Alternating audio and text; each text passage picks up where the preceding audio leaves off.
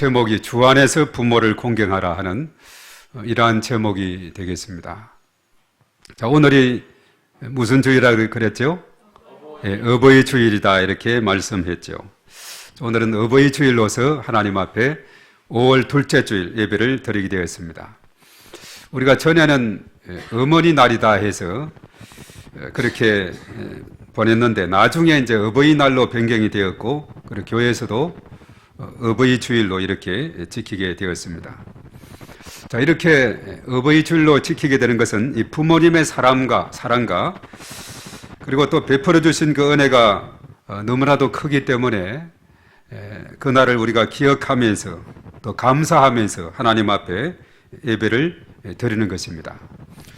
사람은 이 땅에 태어나고 자라며 또 사회 속에서 활동을 하다가 이제 늦은 황혼을 맞게 되고 그리고 이제 하나님이 부르시면 이 세상을 떠나게 되는 거죠. 그 과정에서 어린 시절에 태어나면서부터 어느 단계까지는 부모님의 역할이 너무나도 중요하다는 것을 우리가 깨닫게 됩니다. 그래서 한 아이의 탄생에서부터 그 아이가 자라도록 애쓰시는 그 부모님의 그 마음, 그 모습은 정말 감탄 그 자체다 이렇게 말을 할 수가 있죠. 우리가 전에 그 어머니의 마음이다 하는 이런 노래 불러봤을 겁니다. 그 가사가 1, 2, 3절로 되어 있는데 오늘 이 시간 한번 우리 영상으로 한번 1절을 듣고 2절, 3절은 따라하겠는데 그 가사를 생각하면서 이 시간에 우리가 함께 보도록 하겠습니다. 나실제 괴로움 다 잊으시고 또 기를째 밤낮으로 애쓰는 마음 진자리 마른 자리 갈아내시며 손발이 다닳도록 고생하시니 하늘 아래 그 무엇이 넓다 하리요 어머님의 희생은 가히 없으라 되어 있죠. 우리 한번 우리 영상으로 함께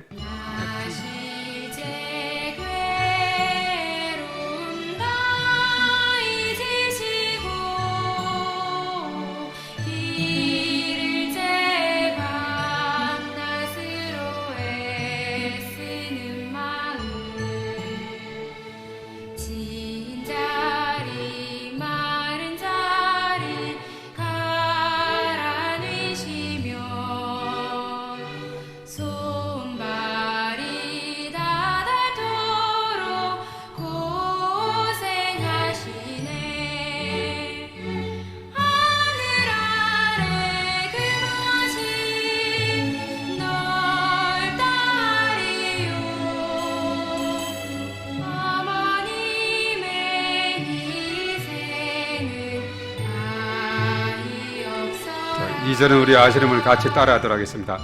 어려선 안고 업고 얼려주시고 자라선 분기되어 기다리는 마음 알을 싸 그릇 싸 자식 생각에 고우시던 이마 뒤에 주름이 가득 땅 위에 그 무엇이 높다 하리요 어머니의 정성은 지극하여라 한산의 마음속엔 온 가지 소원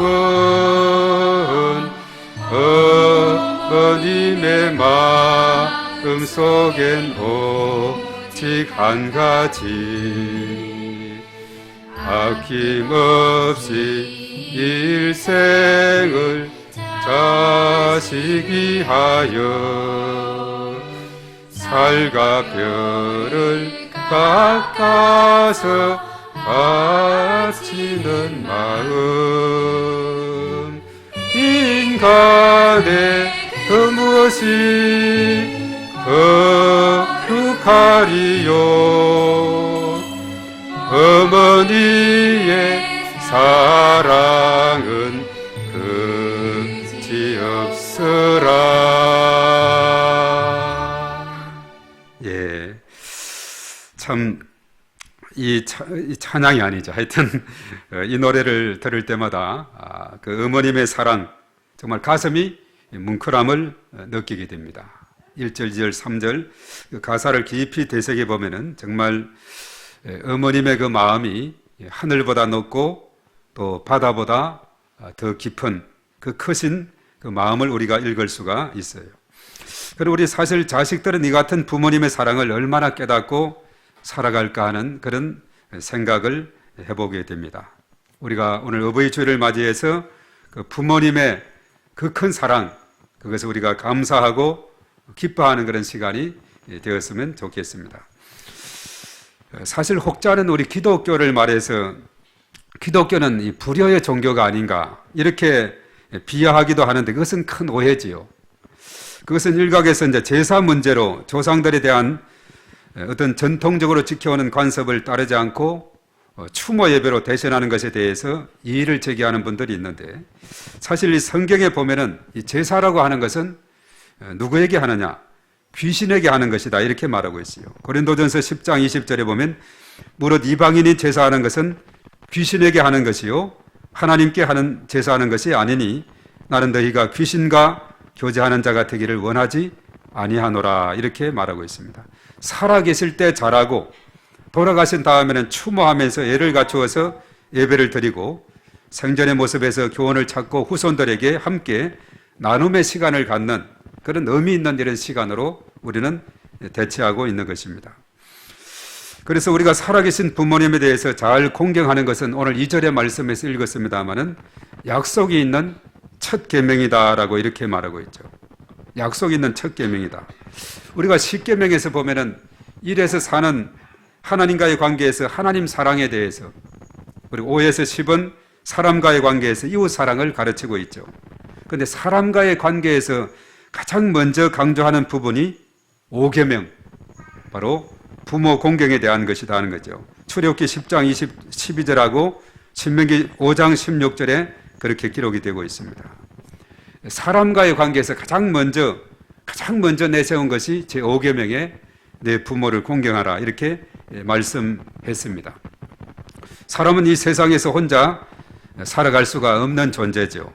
그래서 우리가 오늘 에베소서 6장의 서두를 읽었는데 여기에서 보면은 부모와 자녀 그리고 6장을 쭉 읽어 나가면 종과 주인 그 관계 속에서 우리가 혼자 사는 것이 아니라 관계 속에서 살아가고 있다는 것을 우리에게 깨우쳐주고 있어요. 그래서 각자의 입장에서 어떻게 살아가고 어떻게 행해야 될 것인가를 우리에게 잘 가르쳐주고 있는데 바로 여기에서 관계의 중요성을 우리에게 깨우쳐주고 있습니다. 부모와 자녀 그리고 종과 주인 이렇게 관계의 중요성을 언급하면서 우리가 자세하게 읽어보면 모든 관계에서 가장 중요한 기준이 있는데 그것은 뭐냐? 우리 한번 따르겠습니다. 죽게 하듯 하라. 모든 기준에 가장 중요한 것은 죽게 하듯 하라 이렇게 말했어요. 자녀가 부모를 대하는 자세의 기준도 주님이시고 부모가 자녀를 양육할 때 기준도 주의 말씀에 근거해야 된다 이렇게 말하죠. 그리고 종과 주인에서 상전이다 했는데 종과 주인에게 주어진 권한을 주님 대하듯이 대해야 된다 이렇게 말하죠. 그래서 이제 사실 종은 주인을 그렇게 주님 대하듯이 또 주인 역시 종을 함부로 대해서는 안 되고 주님께서 은혜를 베푸시듯이 종을 잘 대해야 된다 그렇게 말씀하고 있습니다. 자, 이것은 에베소서 5장 후반절에 나오는 한 가정에서 아내와 남편에게도 동일한 기준을 적용하고 있습니다. 거기서도 뭐냐? 죽게 하듯 하라 이렇게 말했어요. 자, 이처럼 주님을 기준으로 두고 모든 일을 행하게 되면 내 삶의 모든 관계가 예수 그리스도를 닮아가는 성령 충만한 그런 삶이 된다는 거죠. 그래서 사실 에베소서 5장 그 앞에 장에 5장 18절에서 우리에게 강조한 것이 뭐냐 하면 술 취하지 말고 성령의 충만함을 받으라 그렇게 말했거든요. 그래서 성령 충만한 삶이라는 것은 뭐냐? 바로 모든 것을 주님을 기준으로 하고 죽게 하듯이 이렇게 예수 그리스도를 닮아가면서 나아갈 때 성령 충만한 삶이 된다는 것을 우리에게 깨우쳐주고 있습니다. 그래서 우리가 이 땅에 살아가면서 가정에서나 또 일터에서나 또 학생은 학교에서나 모든 관계가 바로 여호와를 목자로 섬기고 예수님을 주인으로 섬기는 주님 중심으로 살아가는 삶을 우리에게 깨우쳐주고 있다는 것입니다. 오늘 이 시간은 죽게 하듯 하라 하는 기준으로 부모님에 대한 공경에 대해서 우리가 살펴보면서 은혜를 나누고자 하는 것입니다. 오늘 내용은 참 너무나도 간단합니다. 중요한 것은 실천이라 그랬죠. 자, 내용도 중요하죠. 내용을 알아야 우리가 실천할 수 있는데, 자, 첫 번째로 우리에게 가르쳐 주는 것은 뭐냐? 우리 한번 따라하겠습니다. 주 안에서 너희 부모에게 순종하라. 첫 번째 가르침은 주 안에서 너희 부모에게 순종하라 이렇게 말했어요. 가장 먼저 주 안에서라는 이런 표현이 있는데, 이것은 자녀가 부모에게 순종할 때 주께 순종하는 범위 내에서 해야 된다 이렇게 말하고 있어요. 이것은 부모에 대한 맹목적인 순종이 아니라 주님을 향한 사랑과 충성을 우선순위에 두고 순종해야 된다 하는 그런 의미가 거기에 담겨 있습니다. 그래서 자녀가 주 안에서 부모를 순종하는 것은, 이것은 1절 하반절에 뭐라고 했느냐? 옳은 일이다. 이것은 옳은 것이다 이렇게 말했는데, 자, 이어서 옳은이다 하는 이것은 헬라 말로 디카이온이라는 그런 말인데, 흠없는, 거룩한, 의로운, 정당한 이라는 그런 뜻을 지니고 있습니다. 옳은이라 할 때는 이것은 정당한 이치고 의로운 일이다 이렇게 말하고 있죠. 그래서 부모에 대한 자녀의 순종은 동서고금, 동양이나 서양이나 고금, 있고 지금 금이죠. 옛날이나 지금이나 온 세대를 초월해서 이 부모에 대한 자녀의 순종은 모든 사람들에게 바로 하나의 인륜이다 이렇게 말합니다. 인륜은 사람으로서 마땅히 지켜야 할 도리다 하는 것을 말하고 있죠. 그래서 동서고금, 옛날이나 지금이나 동양이나 서양이나 모든 사람들에게 지켜야 될 도리다는 사실이죠. 더 나아가서 예수 그리스도에 대한 충성과 부모에 대한 순종은 우리 그리스도인들이 이 땅에 살아가는 데 있어서 마땅한 일이다라고 성경은 가르쳐주고 있어요. 그래서 우리가 성경의 가르침을 그대로 우리가 귀로 듣고 우리의 손발이 순종으로 나아가게 될 때 하나님께서는 우리에게 은혜를 베풀어 주시고, 또 이따가 살피겠습니다만 우리에게 약속을 해주는 약속이 있습니다. 자, 첫째는 부모에게 주 안에서 순종하라 했고, 두 번째는 2절 상반절이 있는 말씀인데 따라하겠습니다. 내 아버지와 어머니를 공경하라. 처음은 순종하라, 두 번째는 공경하라 이렇게 말했죠. 자, 부모 공경에 대한 이 말씀은 일찍이 하나님께서 모세에게 주신 10계명 중에 5번째 속한 계명이다 그렇게 했죠. 출애굽기 20장 12절에 내 부모를 공경하라, 그리하면 내 하나님 여호와가 내게 준 땅에서 내 생명의 길리라 이렇게 말했어요. 이것이 다시 이제 신명기에서 5장 16절에서 다시 언급이 됐죠. 이 신명기는 이제 가나안 땅을 앞에 두고 이스라엘의 다음 세대들에게 이 말씀을 다시 새롭게 각성하기 위해서 모세가 세 편의 긴 설교를 통해서 율법을 잘 요약해서 정리한 그 내용이 바로 신명기입니다. 그래서 그 핵심은 하나님 사랑과 이웃 사랑이다 이렇게 말했어요. 바로 그것을 우리가 십계명에서 다 찾아할 수가 있는 그런 부분인데, 거기에서 신명기 5장에서도 십계명을 다시 한번 이제 기록이 되고 있는데, 그것은 뭐라고 했느냐? 너는 내 하나님 여호와께서 명령하신 대로 내 부모를 공경하라. 그리하면 내 하나님 여호와가 내게 준 땅에서 내 생명이 길고 복을 누리리라. 그렇게 말하고 있어요. 그래서 모세는 부모 공경의 계명이 하나님과의 계약에서 절대적으로 필요한 요소다 이렇게 말했어요. 우리가 레위기 19장 1절에서 3절에 보면 이렇게 말합니다. 여호와께서 모세에게 말씀하여 이르시되 너는 이스라엘 자손의 온 회중에게 말하여 이르라. 너희는 거룩하라. 이런 나 여호와 너희 하나님이 거룩함이니라 이렇게 말했어요. 그러면서 3절에 너희 각 사람은 부모를 경외하고 나의 안식일을 지키라. 나는 너희의 하나님 여호와니라 이렇게 말씀하고 있습니다. 자, 각 사람은 부모를 경외하고 나의 안식일을 지키라 이렇게 말했어요. 그래서 안식일을 지키면서 하나님을 예배하고 하나님 앞에 영광을 돌리고 하나님을 존경하는 이런 자리에는 바로 오로지 하나님만 나는 경외한 그것이 아니라 각 사람은 부모를 경외하고 나의 안식일을 지키라 이렇게 했으니까 부모 공경, 부모님을 공경하는 것하고 하나님을 잘 섬기는 것은 서로가 연결이 되어 있다 하는 것을 우리에게 깨우쳐 주고 있다는 것이죠.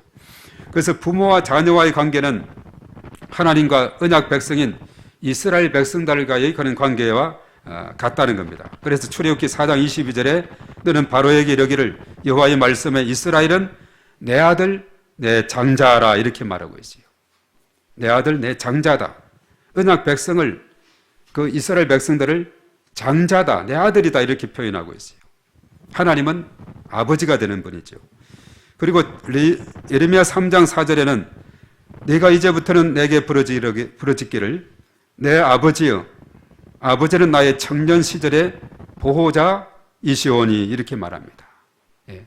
하나님을 아버지로 말하고 이스라엘 백성들은 청년으로 이렇게 말하면서 바로 이 청년 시절의 보호자가 된 분이다.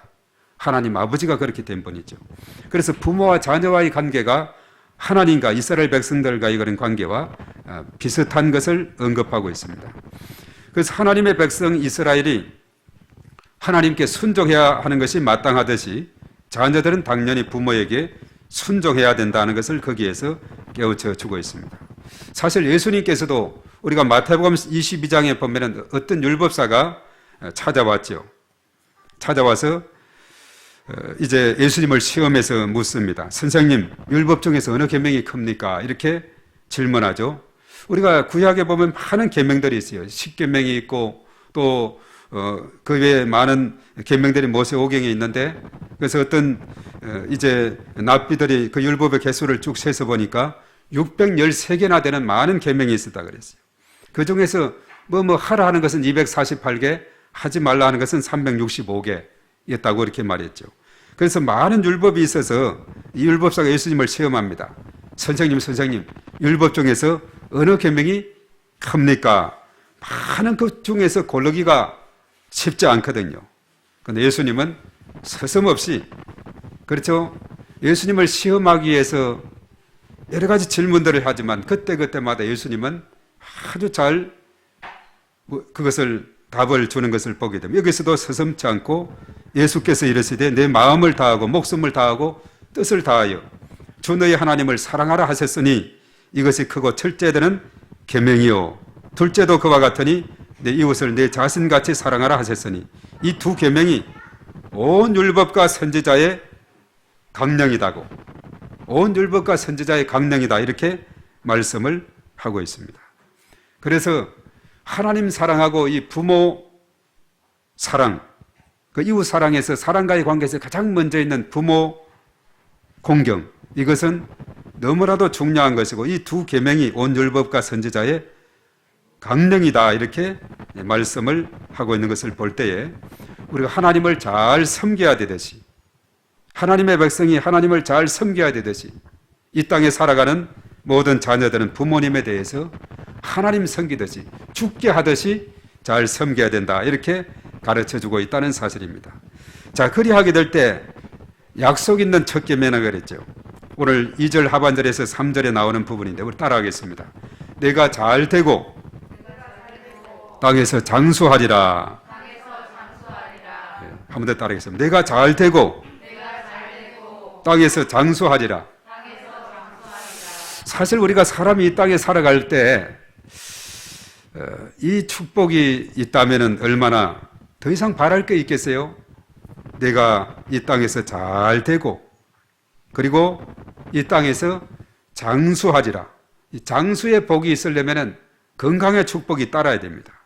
그래서 이 땅에서 잘 되고 물질적으로 축복도 받고 또 장수하는 건강의 축복도 받는, 그래서 우리가 이 땅에 살아가면서 정말 진정으로 복받는 비결이 있는데 오늘 이 본문의 말씀에서 우리에게 잘 가르쳐 주기를, 주 안에서 부모를 순종하고 내 아버지와 어머니를 잘 공경하게 될 때에 이 땅에서 물질적인 축복뿐만 아니라 건강의 축복, 장수의 복을 누리는 바로 약속 있는 첫 계명이다 이렇게 말씀을 하고 있어요. 그래서 이에서 언급했듯이 부모와 자녀의 관계는 하나님과 인간 사이의 올바른 관계와 연결되어 있듯이 우리가 이 땅에서 받게 될 축복과도 연관이 있다는 것입니다. 약속 있는 첫 계명이다 이렇게 말했어요. 그런데 우리가 십계명을 자세하게 보면은 첫 번째 약속 있는 계명이 있었어요. 출애굽기 20장 6절에 보면은 바로 이렇게 말합니다. 나를 사랑하고 내 계명을 지키는 자에게는 천대까지 은혜를 베푸느니라 이렇게 말하고 있어요. 어떻게 보면 이것이 첫 번째 계명이고 부모 공경은 그 다음에 12절에 나오는 두 번째로 생각이 될 수가 있는데 오늘 사도 바울은 자녀들이 배워야 할 첫째 계명을 강조하기 위해서 바로 10계명 중에서 부모 공경의 이 5계명을 첫째 바로 오늘 여기의 말씀대로 약속 있는 첫 계명이다 이렇게 말씀을 하고 있습니다. 6절에 사실 나를 사랑하고 내 계명을 지키는 자, 하나님을 잘 사랑하고 섬기는 자는 자손 1000대까지 복을 베풀어 주시고 은혜를 주신다 이렇게 먼저 말씀했는데 오늘 여기서 첫 계명이라고 했을 때는 이 사람과의 관계 속에 있어서는 5에서 10인데 제5계명이 가장 첫 번째 계명을 이것을 강조하면서 오늘 사도 바울은 약속 있는 첫 계명이다 이렇게 말씀을 하게 했습니다. 그래서 부모를 순종하고 공경하는 자들에게 약속은 뭐냐? 잘 되는 것이다. 땅에서 장수하는 것이다. 물질적인 축복과 장수 건강의 축복을 약속하고 있다는 겁니다. 이것은 이제 출애굽기 20장에서 말씀을 하고 있습니다. 그리고 5장 신명기 5장 16절에서 말씀을 하고 있습니다. 그래서 부모에 대한 순종과 공경이 우리의 살아가는 이 땅에서 안정된 축복과 장수를 가져다 준다는 것을 우리에게 깨우쳐주고 있어요. 그럼 반대로 불순종과 불공경은 약속된 축복을 기대할 수 없다는 거죠. 자기 부모에게 불순종한 이스라엘은 이스라엘 땅에서 장수와 안정된 축복을 누릴 수가 없었습니다. 우리가 그 역사 속에서 보면 이제 예를 들어서 홈리와 비느하스 같은 경우에 사무엘상 4장 10절에서 11절 이렇게 말합니다. 블레셋 사람들이 쳤더니 이스라엘이 패하여 각기 장막으로 도망하였고 살육이 심히 커서 이스라엘 보병에 엎드려진 자가 3만 명이었으며 하나님의 괴는 빼앗겼고 엘리의 두 아들 홈리와 비느하스는 죽임을 당하였더라 그렇게 말하고 있어요. 블레셋이 쳐들어왔을 때 준비되지 않은 이스라엘 백성들 그들은 언약궤만 있으면 반드시 이길 것이다 했는데 사실 언약궤를 가져왔지만 오히려 그것을 빼앗기고 말았습니다. 그리고 이스라엘 보병이 3만 명이나 엎드려 죽게 되었고 그리고 엘리의 두 아들 홈리와 비느하스도 죽게 되었다. 자, 이것은 하나님에 대한 그 공경심이 부족했기 때문에 불순종의 결과다 하는 것을 우리가 깨닫게 됩니다. 그래서 불순종하는 자들에게는 벌을 내리고 순종하는 자에게는 복을 내리는 것, 이것이 바로 율법의 가르침의 핵심이죠. 신명기에서도 하나님을 잘 섬기고 순종하는 자는 신명기 28장에 말씀했죠. 들어와도 복을 받고 나가도 복을 받고 다른 사람의 머리가 될 정 꼬리가 되지 않고 모든 민족에 뛰어나게 하고 뭐 이런 손으로 하는 것에 복을 받고 여러 가지 많은 일은 축복에 대한 언급을 하고 있습니다. 그러나 불순종하는 자들에게는 길게 언급하면서 하나님의 심판에 대한 언급을 하고 있는 것이죠. 그래서 이 약속은 구약 성서 이스라엘인들에게만 주어졌을 뿐만 아니라 바로 그 원리는 신약 시대를 살아가고 오늘을 살아가는 이 시대에 또 여전히 진리로서 그대로 적용이 되는 것입니다. 그래서 우리는 이 하나님의 약속의 말씀을 굳게 붙잡고 실천해서 우리가 이 땅을 살아가게 될 때에 하나님께서 약속해 주신 그 놀라운 축복을 우리가 누리면서 살아가는 복된 삶이 될 줄로 믿습니다. 그래서 오늘 이 말씀 너무나 짧아요. 주 안에서 부모를 순종하라. 내 아버지와 어머니를 공경하라. 그리하면 내가 잘되고 땅에서 장수하리라 하는 이런 약속 있는 첫 계명이다. 이렇게 말씀을 하고 있죠. 그래서 우리가 이 땅에 살아가면서 이 사실들을 잘 깨닫고 이 믿음대로 살아가게 될 때에 하나님께서 우리 가운데 늘 충만하게 은혜를 베풀어 주실 줄로 믿습니다. 이 세상을 살아가다 보면은 이제 부모님이 점점 연료하게 되고 또 하나님께서 부르시는 때에 돌아가시게 되는 것이죠. 그래서 이제 나이가 점점 들어가면은 이제 부모님이 먼저 떠나가게 되고 또 우리는 또 새로운 부모가 되고 이것이 우리 살아가는 삶이 연속이다 이렇게 말을 할 수가 있죠. 저희의 경우는 아직 어머님이 살아계십니다만은 94세 올해 94세이신데 1929년생이십니다. 제가 이 사남 일녀로서 네 번째 아들로 태어났어요. 가장 먼저 큰형님은 48년생, 그 다음에 둘째는 54년생, 57년생, 제가 60년생이고 제 여동생이 63년생 있는데 5남매 중에서 네 번째 태어났습니다. 자, 요즘 같으면 이 세상에 태어나지도 못한 그런 군번이에요. 최근에 한국의 출산율을 보면은 2020년에 0.82 한 가정에 2019년만 해도 0.92였습니다. 점점 이 출생률이 낮아지고 있어요. 우리 한번 그래프를 한번 보도록 하겠습니다. 자, 우리 저기에 보면은 70년생 같은 경우에 보면은 그 당시에는 4.53명이었어요. 한 가정에. 물론 우리 시대 같은 경우는 우리 때는 한 6.1명, 1년에 태어난 수가 한 100만 명이 넘었습니다. 그런데 70년생 때도 한 100만 명 정도 됐는데 한 4.53명 정도 되다가 그때는 여러 가지 많은 표어들이 있었어요. 아들, 딸 구별 말고 둘만 낳아 잘 기르자. 또 너무 낳고 무작정 낳다 보면 거짓골 못 면한다. 하여튼 여러 가지 많은 그 구호들이 있어 왔는데 점점 이제 4.53에서 3.43으로 되다가 2.5로 오다가 이제 1.09로 하다가 2019년도는 0.92 그리고 2020년은 0.82까지 오게 되었습니다. 자, 그 다음에 한번 넘겨볼까요? 자, 여기에서 보면은 1987년생 같은 경우는 그 당시 한 60만 명, 62만 명이 태어났다면은 점점 이제 한때는 또 많이 태어난 때도 있었지만은 50만 명대가 무너진 때가 2002년에 보면은 49만 4천. 2002년 그 우리 월드컵 우리나라에서 했던 그때죠. 그리고 이제 그 다음에 이제 40만 대가 무너지고 쭉쭉 이렇게 줄어들게 되어서 아마 30만 대도 무너지고 지난번에 보니까 27만 대까지 내려왔어요. 그 다음에 한번 보도록 하겠습니다. 자, 그래서 우리나라가 이제 43만 출생이 그때 시점에서부터 2015년인데 그때 사망자가 27만이라면 크로스가 어디서 생겼나? 2019년도에 와서 돌아가시는 분하고 태어나는 분들이 일치하다가 이제는 역전이 되어 있어요. 한 해 30만 명이 돌아가신다면 이제 태어나는 숫자는 2020년이 27만 명, 인구가 자연 감소가 3만 3천 명이 줄어들고 있다. 이것이 지금의 상황이 되고 있습니다. 자, 그 다음에 마지막으로 한번 보겠습니다. 자, 일본하고 우리나라를 비교할 때 빨간 선은 일본인데 일본 같은 데는 그래도 한 1%대가 쭉 빨갛게 유지되는데 우리나라는 쭉에서 급속도로 낮아져서 0.82로 이렇게 온 그런 가운데 있죠. 네. 지금의 상황이 이런 상황으로 접어들어 있습니다. 그래서 사실 이제 영상으로 돌아오면 되겠어요.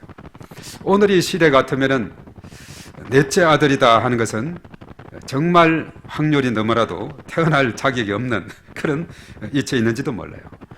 그러나 이 땅에서 오늘날에도 여전히 많이 낳는 사람은 애국자다 이런 표현도 하고 있습니다만 그래서 이런 출생률을 가만히 보면서 나의 사는 삶은 어쩌면은 덤으로 사는 인생이요 그야말로 은혜로 사는 인생이다 이런 생각을 해보게 돼요. 그래서 나에게 주어진 시간과 기회를 주님 위해서 헌신하며 충성하며 살아야 되겠다는 이런 마음도 갖게 되는 거죠.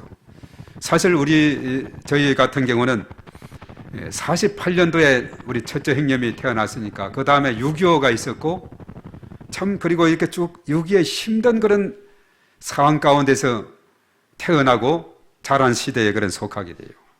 그래서 당시 제가 어렸을 때 어머니 이야기를 들었어요. 공부를 어떻게 시키고 이것은 둘째 문제고 이렇게 태어난 아이들이 굶어 죽지 않고 잘 키우는 것 이것이 첫 번째 목적이었다. 이런 이야기를 들은 적이 있습니다. 저 같은 경우는 사실은 큰 어려움 없이 중학교 집에서 다니고 고등학교는 하숙하고 또 이렇게 쭉 고등학교부터 밖으로 나가서 이렇게 쭉 지내왔습니다만은 정말 우리 시대를 키웠던 그 부모님의 그 수고는 너무나도 크다는 사실을 다시 한번 우리가 깨닫게 됩니다. 그렇게 이렇게 힘들게, 그래서 아까 이제 처음에 나실 때 괴로움 그 어머니 마음의 그 노래를 몇 번 어제가 들어봤어요. 들으면서 그 가사를 생각하면서 정말 그 부모님의 사랑이 너무나도 크다 이런 생각을 하게 되었습니다. 저희 어머니 같은 경우는 92세까지는 그래도 이런 활동을 좀 잘 하시다가 잘 넘어지셔서 지금은 이제 요양원에 계신 그런 가운데 어저께 통화를 했는데 아주 그냥 통화도 잘하고 아주 거기에서 주시는 밥도 잘 드신다 그러고 아주 잘 계시는 중에 있어요. 하여튼 이런 어버이 주일을 맞이해서 정말 그 어머님의 부모님의 사랑에 대해서 생각하면서 너무나도 감사한 그런 마음을 갖게 되는 것입니다. 그래서 우리가 살아가는 모든 순간들이 모두가 하나님의 은혜로 살아가는 것을 우리가 다시 한번 깨닫게 됩니다. 잠언서 23장 25절의 말씀에 내 부모를 즐겁게 하며 너를 낳은 어미를 기쁘게 하라 이렇게 말씀을 했죠. 오늘 어버이 주일을 맞이해서 우리에게 주신 귀한 이 말씀, 이 땅에 사는 자녀들은 부모에게 주 안에서 순종하고 공경하라는 이 말씀을 따라 우리가 순종하며 살아갈 때 주어진 약속은 땅에서 잘 되고 물질적인 축복을 받고 장수하고 건강의 축복까지 받아 이 땅에서 우리가 풍성한 축복 가운데 살아갈 수 있는 그런 삶을 우리에게 깨우쳐 주고 있다 하는 사실입니다. 그래서 이 성경에는 보면 우리가 진정으로 하나님의 축복을 받는 이 비결이 너무나도 많이 있습니다. 이 말씀들을 놓치지 않고 우리가 순종하며 나가야 되겠습니다. 이 세상 살아갈 때 물질적인 축복과 장수의 축복을 누리면서 살아가게 된다는 이 사실 너무나도 복된 것이죠. 그래서 이 시간 저와 우리 모두가 말씀에 순종해서 약속된 놀라운 복을 누리는 복된 삶이 되시기를 주님의 이름으로 축복합니다.